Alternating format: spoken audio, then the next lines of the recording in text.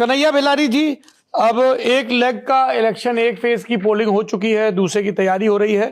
क्या आपको और आपके रिपोर्टर्स को जमीन पर कौन से मुद्दे प्रभावी लग रहे हैं जिनका फाइनली असर हो रहा है?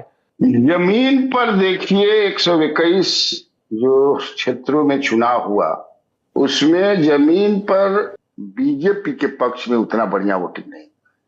चिराग पासवान के इस 121 में 13 क्षेत्रों में उनके पक्ष में बढ़िया वोटिंग नहीं। और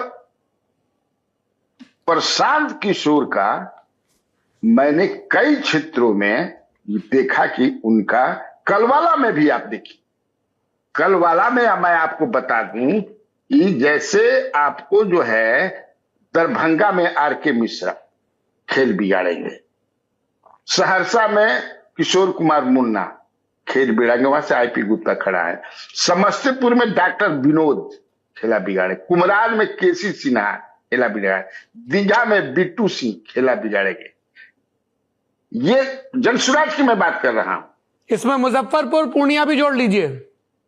हाँ, वो भी आप जोड़ सकते हो, वहां मैं नहीं वहां भी बिगाड़ेंगे। जोकीहाट वहां मैं जोकीहाट नहीं गया हूं। सुगौली में जो उनके कैंडिडेट हैं, कोई झा है, क्या नाम है उनका, पूरा जो है महागठबंधन के लोग, चूंकि उनका टिकट नॉमिनेशन ही रद्द हो गया, जो वहां से थे शशि भूषण सिंह, क्या नाम था, सारे लोग लगे हुए हैं जनसुराज को जिताने में।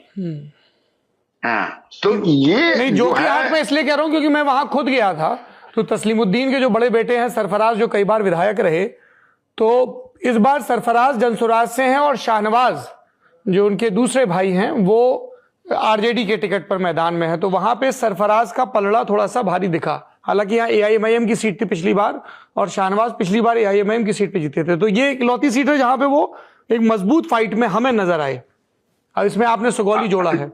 सुगौली है, जैसे मैं गया था गया शहर में, धीरेन्द्र अग्रवाल इनके उम्मीदवार है।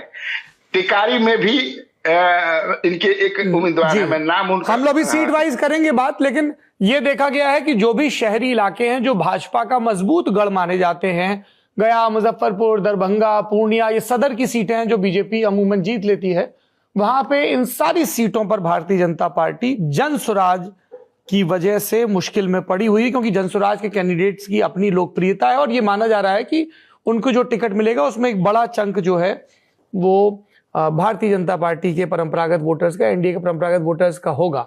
हम राजदीप सरदेसाई जी का रुख कर रहे हैं। राजदीप जी, आप 4-5 दिन ही रहे और पटना के आसपास के ही इलाकों में घूमे हैं आप, जैसे आप बक्सर की तरफ गए, शाहाबाद वाला एरिया जो है, आप इधर नालंदा की तरफ भी गए, पटना भी रहे।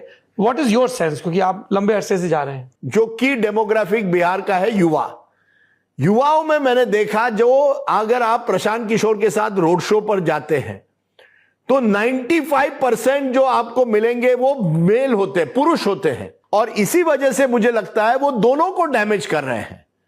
वो भाजपा को कुछ इलाकों में डैमेज कर रहे हैं, लेकिन तेजस्वी को एक युवा वोट जो मुझे लगता है 2020 में कुछ हद तक मिला था, 10 लाख नौकरियों का जो वादा किया था, वो इस समय उससे जो इलेक्ट्रिसिटी, जो एक बस था तेजस्वी को लेकर, वो इस बार नजर उस लेवल पर नहीं आया और प्रशांत किशोर उस वोट को खींचने की कोशिश अपनी तरफ से कर रहे हैं। स्कूल का बस्ता छाप पर बटन दबाएं, जनसुराज को विजयी बनाएं।